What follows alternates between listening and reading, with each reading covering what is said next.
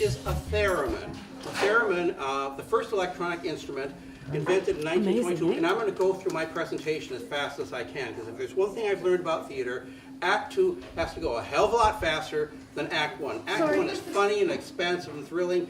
With Act 2, it's like, okay, when can we go home? So I'm going to just like burn through my notes as quickly as I can. The theremin, the first electronic instrument, and I built this one by hand.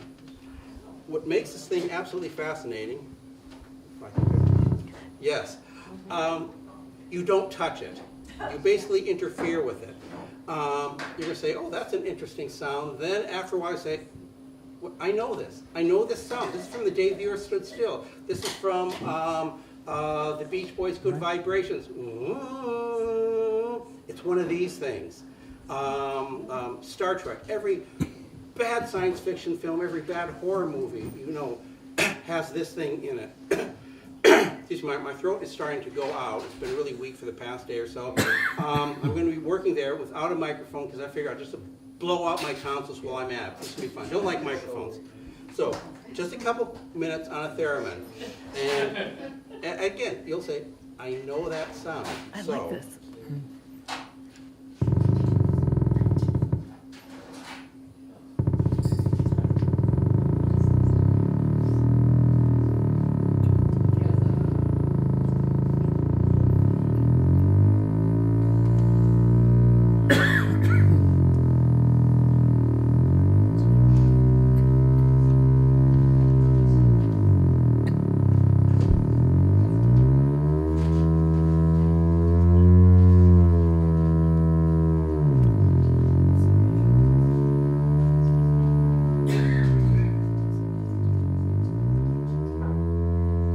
The classic theremin sound that everyone knows.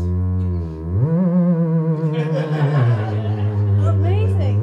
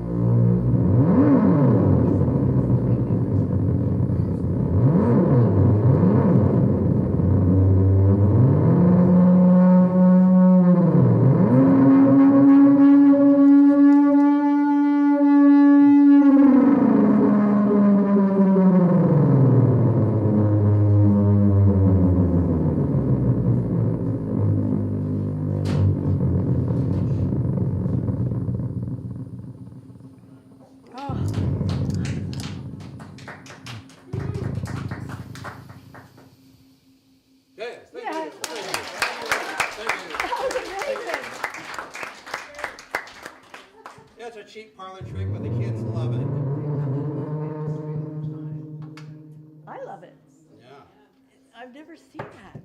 Yeah, it is so cool, man. Anyway, Edgar Allan Poe, Once Upon a Midnight Jury, While I Pondered Weak and Weary. Who writes this stuff? It's Edgar Allan Poe. He was weird, his life was weird, his literature was weird, and yet he was absolutely unique. Without Edgar Allan Poe, we would not have the detective story, which he invented. He kick-started science fiction films. Without Poe, we would not have the horror genre that Stephen King is currently the master of. I believe it was Ray Bradbury who said that American literature begins with Poe. Can you hear me? Oh, yeah. Good. I'm so loud. Good. So, recently there was a Netflix series that was just saturated with Poe. An NFL football team named after his most famous poem won the Super Bowl. At least 4 cities have got museums devoted to Poe. a good quote from J.W. Acker. We have this myth of Poe, an image of a man tormented by both life and art, a melancholy creature, pathetic, ill-starred, death-beset, perched precariously on a tightrope pen, his only salvation from the abyss of suffocating darkness and insanity below.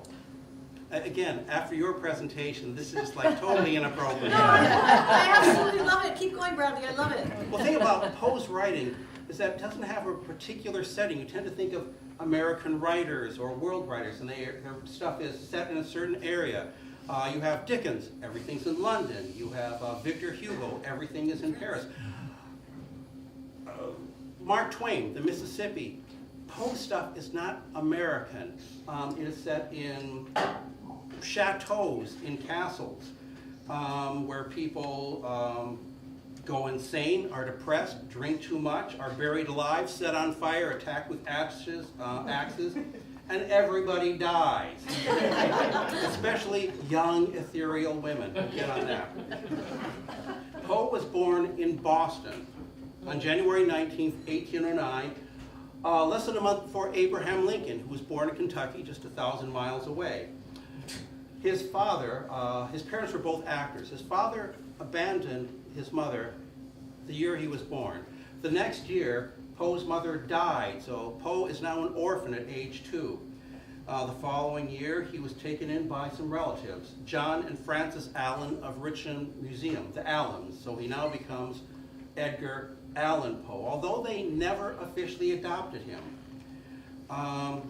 When he was age 6, the Allan family moved to England for 5 years. People don't know that Poe spent 5 years in England and attended schools in Scotland, London, and Chelsea, England. As to why his father went there, Poe's father was in the slave trade. Yeah, and it's very interesting because you take a look at Poe's stories, and African Americans aren't mentioned at all, except for 1 or 2 stories. And people said, well, why didn't he do that? That was his background. And people said, it's easy, shame. Now, as he grew older, he and his stepfather clashed repeatedly over money, over the fact that Poe gambled, and and he spent a lot of money. Poe drank a lot. I mean, he was good at it. Like all writers who have like a bottle next to them, Hemingway, Lillian Hellman, he drank. Not excessively, never in public, but he drank. And so Poe, even though his father was very wealthy, his stepfather never gave him much money. So he enlisted at age 18 in the Army under an assumed name. Eventually, when his stepmother, who he was very close to, died, there was a minor reconciliation. Poe said he didn't like to be in the Army. He wanted to be a writer, a poet. So John Allan, who was genuinely a piece of work, he hated Poe and this whole idea that, oh, I'm going to be a writer and write poetry. No, we're going to teach you how to be a real person. We'll get you out of the Army, and I will send you to West Point to train as an officer. It didn't work. Interestingly enough, Poe's time at West Point overlapped that of Robert E. Lee by 2 years. There's no evidence they ever met, though. Eventually, Poe's stepmother, who he was very close to, died. Poe showed up late for the funeral because John Allan gave him the news really late, just so he could miss the funeral. And so Poe was at West Point, and he was bright, he was sharp, he was intelligent, he mastered languages, he was great at puzzles, cryptograms, everything you can think of. He was like the kid who was like a little too smart for his own good. He didn't like the military, and so to get out of West Point, he deliberately drank, didn't show up, and arranged for his own court-martial just to get kicked out. At that point, he goes home. John Allan tells him, so what are you going to do with your life? He says, I'm going to be a writer. I'm going to be a poet. Allan says, goodbye, and they never saw each other ever again. At that point, Poe moves to Baltimore to live with his aunt, Maria Clem, and began a serious effort to earn money as a writer. Now, this is a real important thing. Back then, the people who wrote books were well established. They had a lot of money. They were genteel people with a lot of money who felt they wanted to dabble in literature. They had personal fortunes to draw on. The idea of a person making a living as a writer was completely unknown. You had a lot of money and you decided you wanted to write. Poe decided he wanted to buck the system. He was contemptuous of all the writers of the period who had degrees, who had money, who just wanted to be writers. And he decided, damn it, I'm going to be a writer without all those connections, which is good because he didn't have connections. At 26, he married his Aunt Maria's daughter, Virginia Clem. She was, everybody knows, his first cousin, which wasn't all that unusual at the time. However, she was 13, which was. 7 years into their marriage, Virginia Poe had a throat hemorrhage. This would develop into tuberculosis. Poe, Virginia, and Maria Clem now moved to New York, where Poe became editor of the Broadway Journal. As the editor of the Broadway Journal, he exercised his influence as an editor. He was known as an editor who was very, very acute. He would find talent and publish it. He had a really caustic sense of what was good and what was bad. He would rip literature apart like you wouldn't believe. He would attack people who were very, very famous and respected, like Longfellow, and basically said, he's writing for children. This guy's stuff is garbage. And he didn't endear himself because he had this real nasty edge. At other times, people said, yeah, but he's very pure. He's very committed to what he does. Among the people who we met was a young, 20-year-old writer, Walt Whitman. Walt Whitman met Edgar Allan Poe. And Whitman said he was, dry to the point, and he seemed kind of bored with the whole thing, but he actually gave me the time of day and published my work, even though he didn't quite understand it. Whitman himself took decades to accept that Poe was a good writer. Then eventually he realized this was a great writer. I've been making fun of him for years, but he was really committed to what he did. He was a genuine writer. But that's another story right there. In January 1945, Poe published his poem, The Raven, to massive success. The next year, the magazine that he was editing folded. The following year, Virginia died of tuberculosis. Without employment, Poe decided to become a freelance writer and would make a tenuous living for the few remaining years of his life. In 1945, his final year alive, Poe moved back to Richmond. On September 27th, he left on a trip from Philadelphia to New York to seal a business deal which would have set him up for life. He would become his own publisher of his own literary magazine. He was well enough known at that point.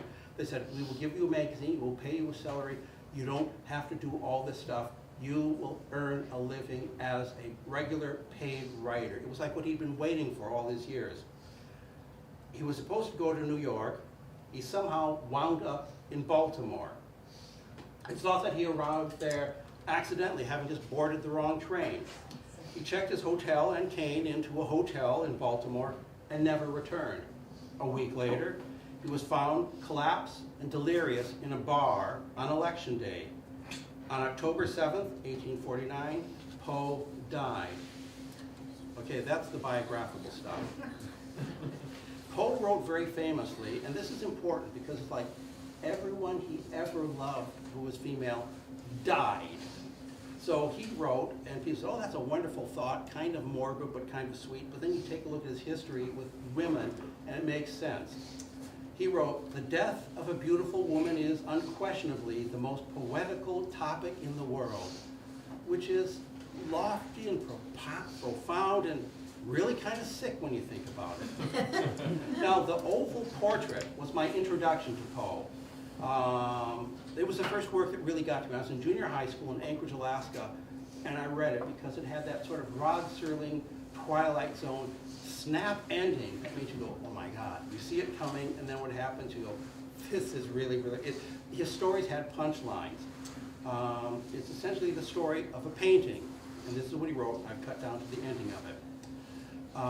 In describing the painting, the oval portrait, she was a maiden of rarest beauty, and not more lovely than full of glee. And evil was the hour when she saw and loved and wedded the painter. He, passionate, studious, austere, and already having a bride in his art. She, all light and smiles, and frolicsome as a young fawn, loving and cherishing all things, hating only the art which was her rival. It was thus a terrible thing for this lady to hear the humble painter speak of his desire to portray her in paint. But she was humble and obedient, and sat meekly for many weeks in the dark, high turret chamber where the light dripped upon the pale canvas only from overhead. But he, the painter, took glory in his work, which went on from hour to hour and from day to day. He would not see that the light which fell so ghastly in that lone turret withered the health and spirits of his bride, who pined visibly to all but him. Some who beheld the portrait spoke of its resemblance in low hushed tones, as it was a mighty marvel, and a proof no less of the love of the painter than of his deep love for whom he depicted so surpassingly well. As the labor drew nearer its conclusion, there were admitted none into the turn, for the painter had grown wild with the ardor of his work, and turned his eyes from the canvas rarely even to regard the countenance of his wife. And he would not see that the tints which he spread upon the canvas were drawn from the cheeks of those who sat beside him. And when many weeks had passed, and but little remained to do save one brush upon the mouth and one tint upon the eye, the spirit of the lady again flickered up as the flame within the socket of a lamp. And then the final brush was given, and then the tint was placed, and for one moment, the painter stood entranced before the work which he had wrought. But in the next, yet while he gazed, he grew tremulous and very pallid, and aghast, crying in a loud voice, "This indeed is life itself," and turned suddenly to his beloved. She was dead. I love that. I was 12. I thought, oh my God, it's like he sucked the life out of her and put it into a painting. During his lifetime, people around him died a lot.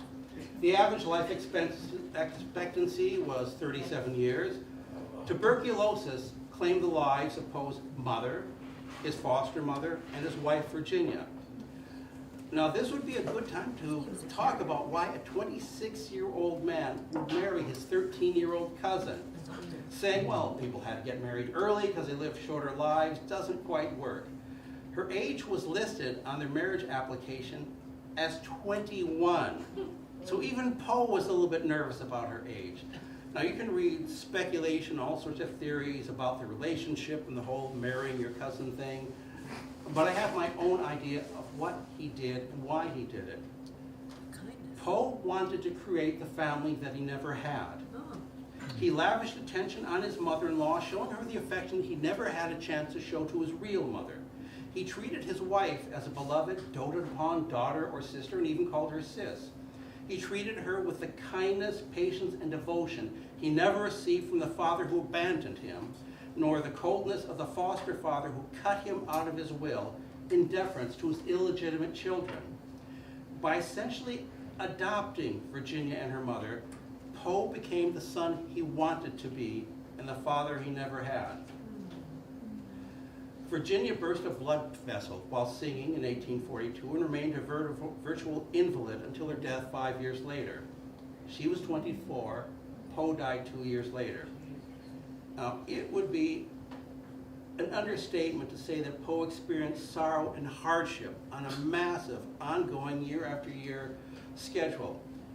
That he didn't break or surrender to it is admirable. That he produced a body of work that has us here 215 years after his birth. Yes, I've been drinking. Thank you. House blend. It's incredible. Okay, so let's talk about the horror, real horror. Now, when I was going over possible works to read, I thought The Black Cat, that was a really, really good one. It was spooky and people die and it's supernatural and all that. And I read it and, oh my God, this is horrible. There's a man, he has a black cat, of course, but he drinks a lot. And he gets angry at the cat one day, and cuts out its eye with a penknife. Oh, God. Now he feels really, really bad about it, but for obvious reasons, the cat now avoids him. Go figure. And so one night he comes home really, really drunk and just angry at the cat because the cat represents the fact that he's a hopeless alcoholic. And so he takes the cat out and hangs it. All right? And he said, well, that is like a shitty thing to do. His house burns down. And after the house burns down, a crowd of people is gathered around the one remaining wall in their bedroom, and he's wondering, wow, what are they staring at? He'd like to get out alive. Burned into that one remaining wall is the image of a gigantic cat. Okay, at this point, the guy becomes a very, very hopeless alcoholic. He's estranged from his wife, who, for God knows for what reason, stays with him. And as he's out on one of his drinking binges, he runs into a black cat that reminds him of the cat he used to have. This is his chance to hone himself. The cat loves him. And he says, this is going to be I'm going to make up for what I did to that cat. The cat has a small white patch on his chest, which is the only thing that makes him look different from the all-black cat he used to have. As time goes by, he's drinking more and just looking at the cat, and because the cat is so friendly, he just feels the sense of shame. It reminds him of the other cat. And the white spot on his chest slowly changes and comes into focus as a hangman's noose and a gallows. Again, that's like foreshadowing. So what our narrator decides to do is he says, well, obviously I've got to kill the cat. He comes home really, really drunk, and he's getting ready to kill the cat, and his wife grabs his arm and says, you can kill the cat. And he turns around and buries the axe in her brain. Oh my Lord. Well, now he's got a problem. So he goes down to the basement and seals her up with bricks and mortar. And he's saying, okay, that's good. Now where's that damn cat? Well, some people come over and say, where's your wife? We haven't seen her in a couple days. This is like a horrible story, absolutely horrible. It was horrible then, it's horrible now. Keep telling it. What happens is that he says, well, no, here, let's take a look. What's in the basement? You know, you're hiding. Well, he comes down there and says, look, oh, here's a basement. There's nothing here. There's a great place. Hey, take a look at the masonry. That's really good. He's really angry. They haven't found anything. They don't suspect anything. He says, yeah, take a look at that work, that brickwork, the mortar. That's really good. Yeah, that's really good. And also think, so, you know, it's hard to find good construction like that. And he bangs out with a hammer, and then you hear a cry from the inside of the wall. And all of a sudden, everybody tears down the wall. And you're saying, oh my God, that's terrible. She's still alive. No, she is dead. And she's just clotted with gore. But sitting on top of her head with the axe in it is the cat. He had buried it alive with her. Da da da da da da.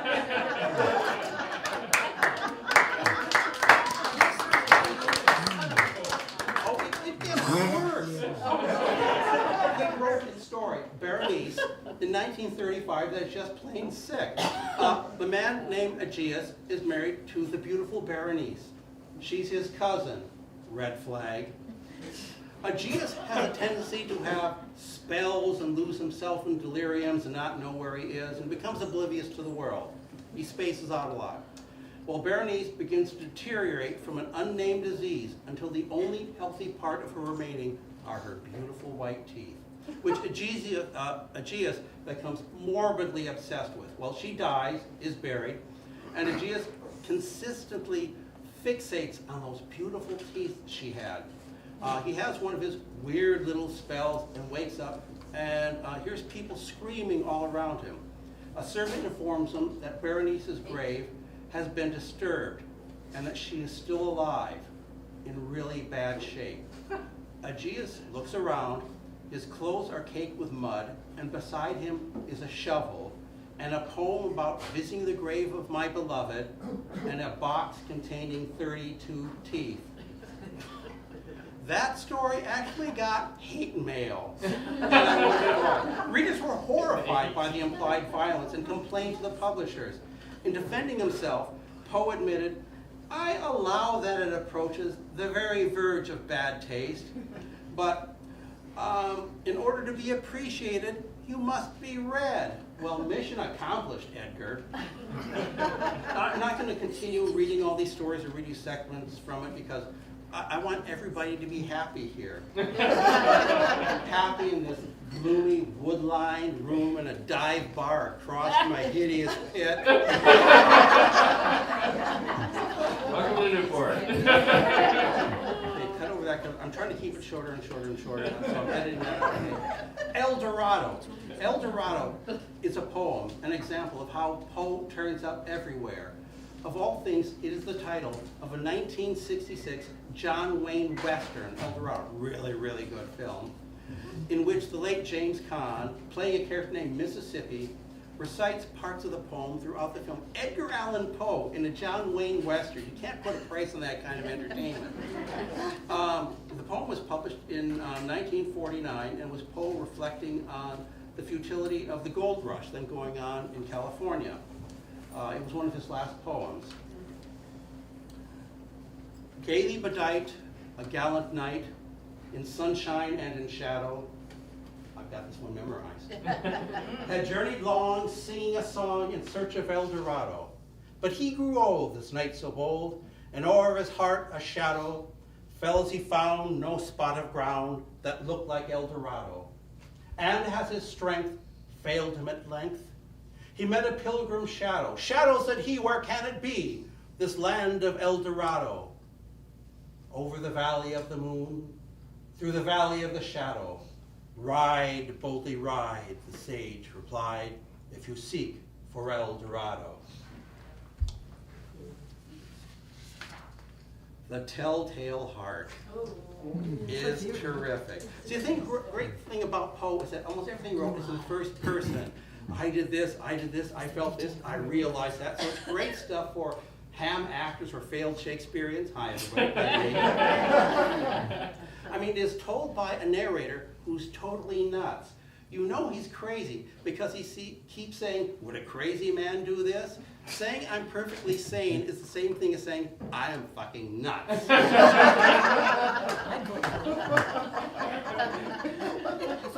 True. Nervous.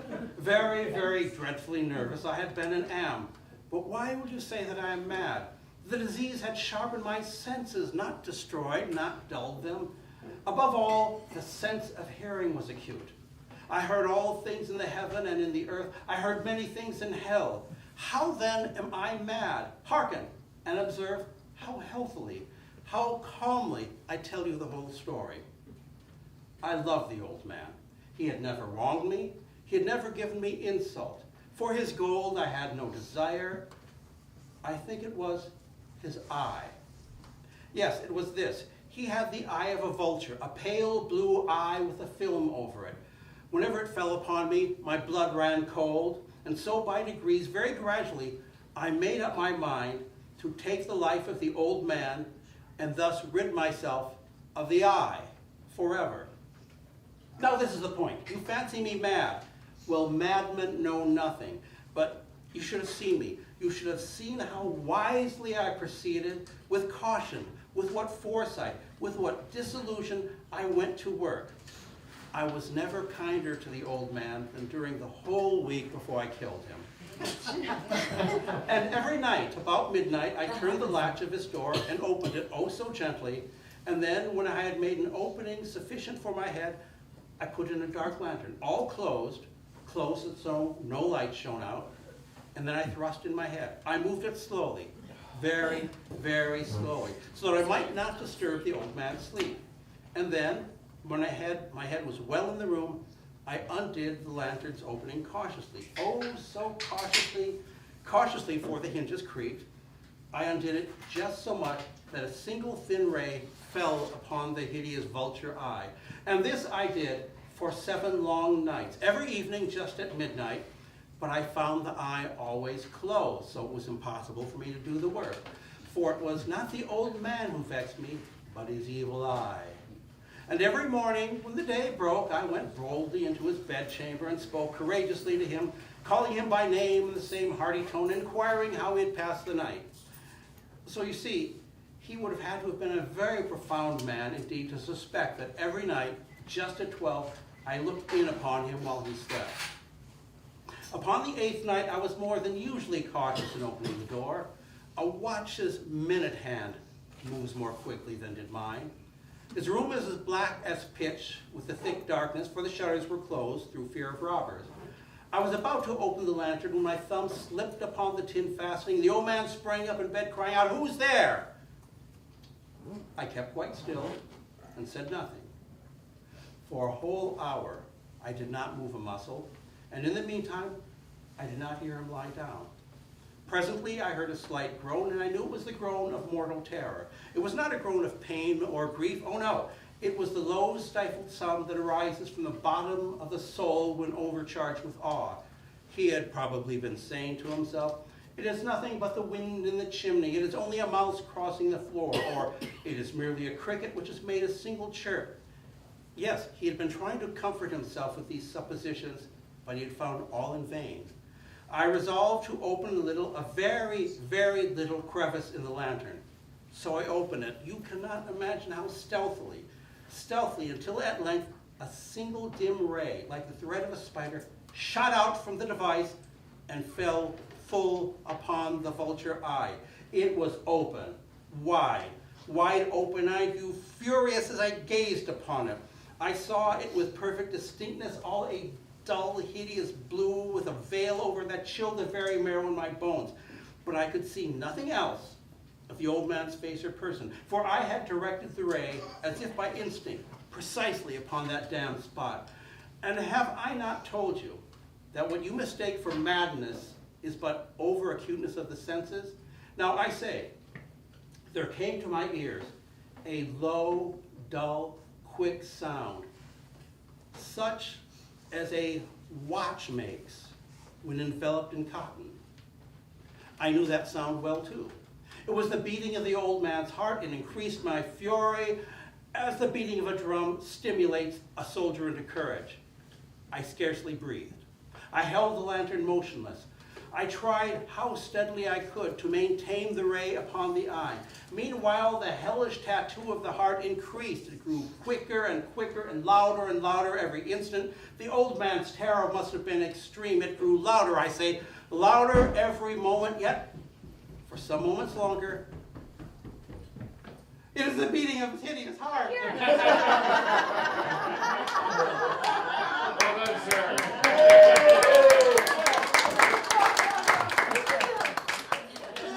This is so damn live. And now a new anxiety seized me. The sound would be heard by a neighbor. The old man's hour had come. With a loud yell, I threw open the lantern and leapt into the room. He shrieked once only. In an instant, I dragged him to the floor and pulled the heavy bed over him. I then smiled gaily to find the deed so easily done. But for many minutes, the heart beat on with a muffled sound. Okay, I'm just hoping against hope. At length, it ceased. The old man was dead. I removed the bed and examined the corpse. I placed my hand upon the heart and held it there many minutes. There was no pulsation. He was stone dead. His eye would trouble me no more. If you still think me mad, you will think so no longer when I describe the wise precautions I took for the concealment of the body. The night waned, and I worked hastily but in silence. First, I dismembered the corpse. I cut off the head and the arms and the legs. I then took up 3 planks from the flooring of the chamber and deposited all underneath the scantlings. I then replaced the boards so cleverly, so cunningly, that no human eye, not even his, could have spotted whatsoever I had done. There was nothing to wash out, no stain of any kind. I had been too wary for that. A tub had caught it all. When I made an end to these labors, it was 4 o'clock, as dark as midnight, and as the bell sounded the hour, there came a knocking at the street door. I went down to open it with a light heart, for what had I now to fear? There entered 3 men, who introduced themselves with perfect suavity as officers of the police. A shriek had been heard by the neighbor during the night. Suspicion of foul play had been aroused. Information had been lodged at the police office, and they, the officers, had been deputed to search the premises. I smiled, for what had I to fear? I bade the gentleman welcome. The shriek, I said, the shriek was my own in a bad dream. The old man, I mentioned, was absent in the country. I took my visitors all over the house. I bade them search and search well. I led them at length to his bedchamber. I showed them his treasures, secure, undisturbed. In the enthusiasm of my confidence, I brought chairs into the room and desired them here to rest from their fatigues, while I myself, in the wild audacity of my perfect triumph, placed my own seat upon the very spot beneath which reposed the corpse of my victim. The offers were satisfied. My manner had convinced them. I was singularly at ease. They sat, and while I answered cheerily, they chatted of familiar things.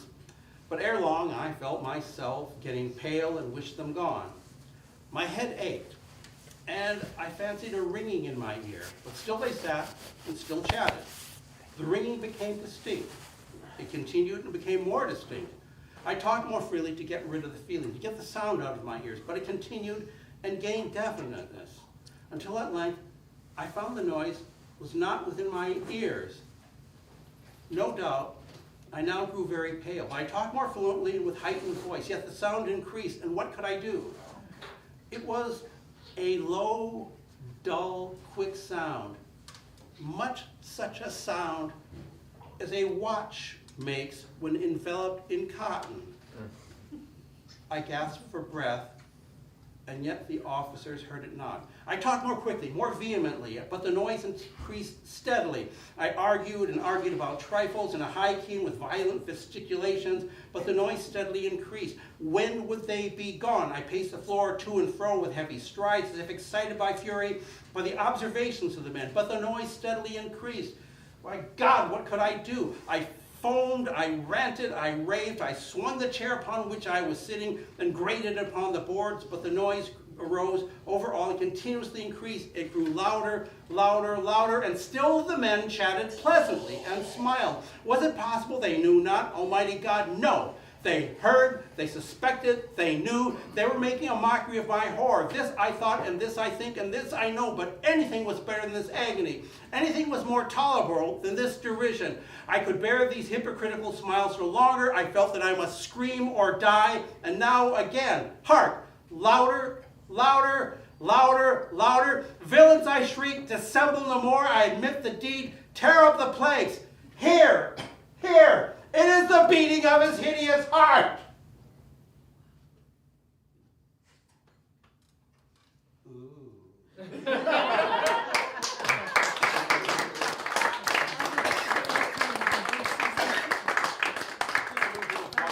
approaching the ending of this thing, and I got you. Don't you stay there. You stay there. okay, you've got the house blend. The house blend, which is absolutely awesome. Water to wine, I see. Yeah. Oh, water is good. You can give this special house blend. Okay, we're getting close to the end, so everybody start looking at the doorway. You're almost home.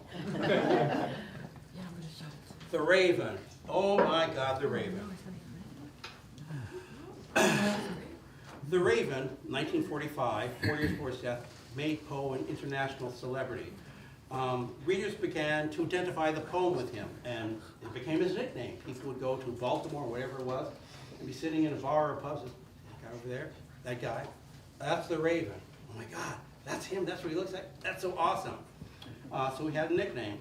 The poem itself didn't earn him a lot of money. He was paid $9, which is adjusted for inflation, the equivalent of $300. Good money, but that was it. Back then, you didn't have copyright laws. You wrote, you got paid money, that was it. Which is why Poe and people like Mozart or Beethoven wrote so much. They'd get a check, write something, get more money. It was like a constant thing like that. Whereas now, Stephen King can write something, get $1 million advance, film rights, television rights. Back then, you got paid for what you wrote, and that was basically it. That $300 was good money, but it was a one-time payment. He received no royalties for what became a genuine literary sensation. As he later lamented, "I have made no money. I am as poor now as I ever was in my life, except in hope, which is by no means bankable." Still, the poem caught on everywhere. From England, Elizabeth Barrett wrote to Poe, "Your Raven has produced a sensation over here, a fit of horror here in England. Some of my friends are taken by the fear of it, and some by the music. I hear of persons haunted by Nevermore." It became Poe's Bohemian Rhapsody, his My Way, his greatest hits.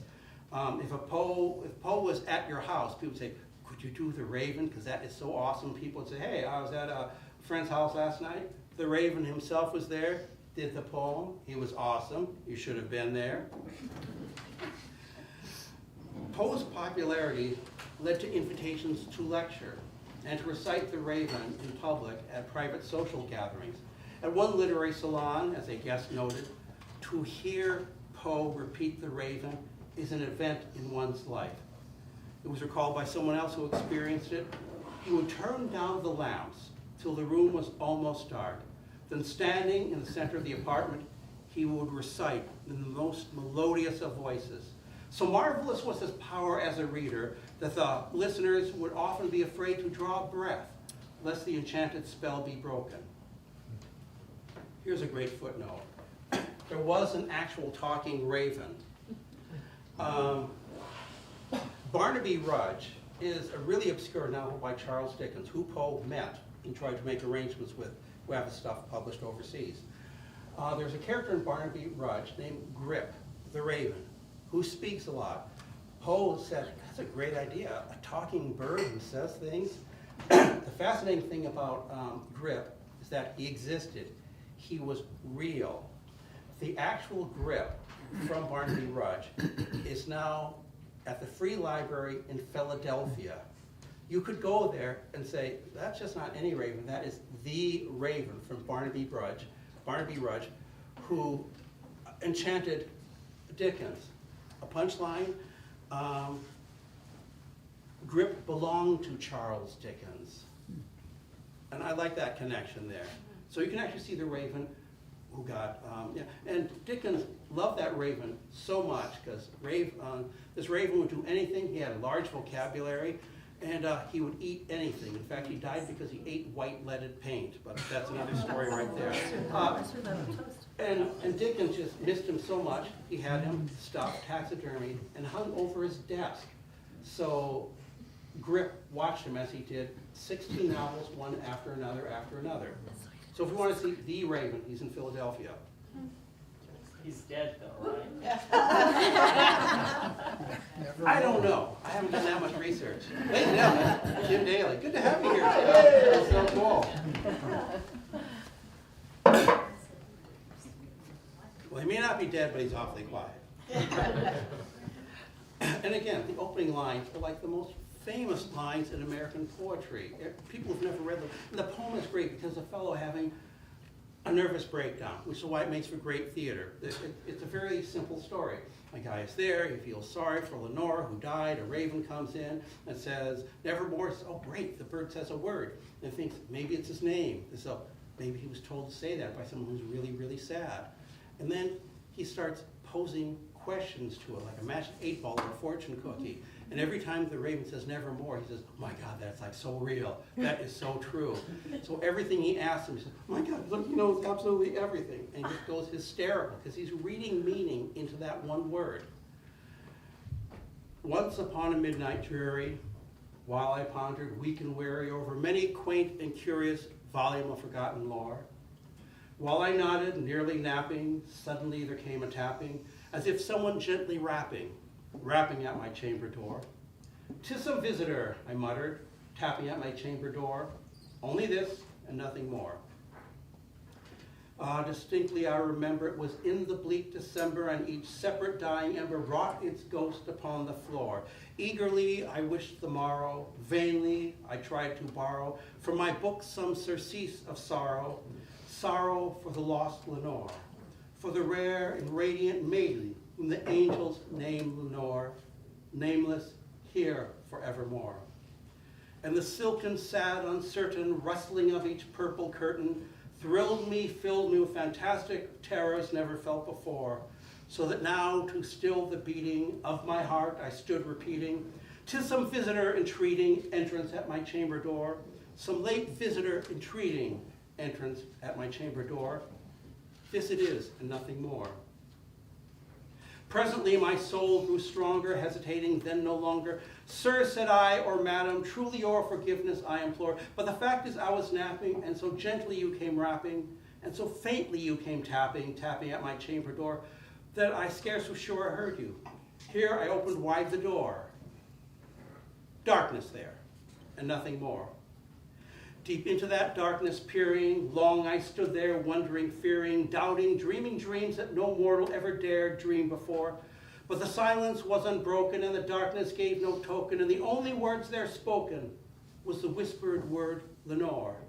This I whispered, and an echo murmured back the word, Lenore. Merely this, and nothing more. Then into the chamber turning, all my soul within me burning, soon I heard again a tapping, somewhat louder than before. Surely, I said, surely that is, something at my window lattice. Let me see then what thereat is, and this mystery explore. Let my heart be still a moment, and this mystery to explore. 'Tis the wind, and nothing more. Open here I flung the shutter, when, with many a flirt and flutter, in there stepped a stately raven of the saintly days of yore. Not the least obeisance made he, not an instant stop or stayed he, but with mien of lord or lady, perched above my chamber door, perched upon a bust of Pallas just above my chamber door, perched and sat, and nothing more. Then this ebony bird beguiling my sad fancy into smiling, by the grave and strange decorum of the countenance it wore. Though thy crest be shorn and shaven, thou, I said, art sure no craven, ghastly, grim, and ancient raven, wandering from the nightly shore. Tell me what thy lordly name is on the Plutonian shore. Quoth the raven, nevermore. Much I marveled this ungainly, foul to hear discourse so plainly. Those answered little meaning, little relevancy bore, for we cannot help agreeing, even yet blessed with seeing this bird above his chamber door, bird or beast upon the sculpted bust above the chamber door, with such a name as nevermore. But the raven, sitting lonely, on the pallid bust spoke only that word, as if his soul in that one word he did outpour. Nothing further than he uttered, not a feather than he fluttered, till I scarcely more than uttered, other friends have flown before. On the morrow, he will leave me, as my hopes have flown before. Quoth the raven, nevermore. Wondering at the stillness broken by reply so aptly spoken, doubtless, said I, what it utters is only its stock and store, caught from some unhappy master whom unmerciful disaster followed fast and followed faster, so that when hope he would adjure, stern despair returned instead of the sweet hope he dared adjourn. This sad answer, nevermore. But the raven still beguiling all my sad soul into smiling, straight I wheel the cushioned seat in front of bird and bust and door. Then upon the velvet sinking, I betook myself to linking fancy unto fancy, thinking what this ominous bird of yore, what this grim, ungainly, ghastly, gaunt, and ominous bird of yore meant in croaking nevermore. Thus I sat, engaged in guessing, but no syllable expressing, to the fowl whose fiery eyes now burned into my bosom's core. This and more I sat divining, with my head at ease reclining on the cushion's velvet lining, that the lamplight gloated o'er, but whose velvet violet lining, with that lamplight gloating o'er, she shall press, oh nevermore. Then methought the air grew denser, perfumed from an unseen censer, swung by angels whose faint footfalls tinkled on the tufted floor. Wretch, I cried, thy God has sent thee. By the angels he has sent thee respite, respite and nepenthe from thy memories of Lenore. Let me quaff this kind nepenthe, and forget this lost Lenore. Quoth the raven, nevermore. Prophet, said I, thing of evil, prophet still if bird or devil, whether tempter sent or whether tempest tossed, here, there, ashore, desolate yet all undaunted, on this desert land enchanted, on this home by horror haunted. Tell me truly, I implore, is there Gome in Gilead? Tell me, I implore. Quoth the raven, nevermore. Prophet, said I, thing of evil, prophet still or bird of devil, by that heaven that bends above us, by that God we both adore, tell this soul with soul unladen, if within the distant Aden it shall clasp a sainted maiden, whom the angels name Lenore. Clasp a rare and radiant maiden, whom the angels name Lenore. Quoth the raven, nevermore. Be that word our sign of parting, bird or fiend, I shrieked upstarting. Get thee back into the tempest and the night's plutonium shore. Leave no black flume as a token of that lie thy soul hath spoken. Leave my lifeless loneliness unbroken. Quit the bust above my door. Take thy beak from out my heart, and take thy form from off my door. Quoth the raven, nevermore. And the raven, never flitting, still is sitting on the pallid bust of Pallas just above my chamber door, and his eyes have all the seeming of a dreamer, of a dream that a demon is dreaming. And the lamplight o'er him streaming throws his shadow on the floor, and my soul from out that shadow shall be lifted nevermore.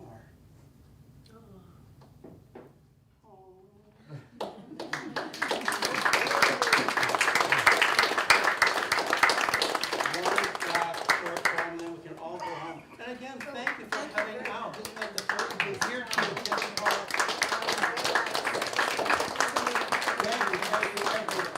Thank you, Patrick. You made this happen. And thank you, Heather, for making it happen more. You are wonderful. Thank you very much. And our cinematographer, Brian McCray. Thank you. Poe said the death of a woman is unquestionably the most potent topic in the world. The most poetical. Well, Poe's tribute to his dead wife, Virginia, titled Annabel Lee, was the last work we know to have been written by him. It was published on October 9th, 2 days after his death. It was many and many a year ago in a kingdom by the sea, that a maiden lived there whom you may know by the name of Annabel Lee. And this maiden she lived with no other thought than to love and be loved by me. She was a child, and I was a child in this kingdom by the sea, but we loved with a love that was more than love, I and my Annabel Lee. With a love that the winged seraphs of heaven coveted her and me. And this was the reason that long ago, in this kingdom by the sea, a wind blew out of a cloud by night, chilling my Annabel Lee, so that her high-born kinsman came and bore her away from me to shut her up in a sepulchre in this kingdom by the sea. The angels, not half so happy in heaven, went envying her and me. Yes, that was the reason, as all men know, in this kingdom by the sea, that the wind came out of the cloud, chilling and killing my Annabel Lee. But our love, it was stronger by far than the love of those much wiser than we, of many far wiser than we. Neither the angels in heaven above, nor the devils down under the sea can ever dissever my soul from the soul of the beautiful Annabel Lee. For the moon never beams without bringing me dreams of the beautiful Annabel Lee, and the stars never rise but I see the bright eyes of the beautiful Annabel Lee.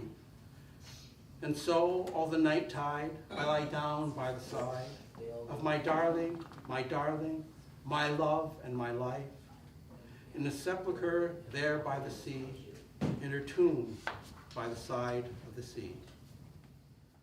The end. Thank you.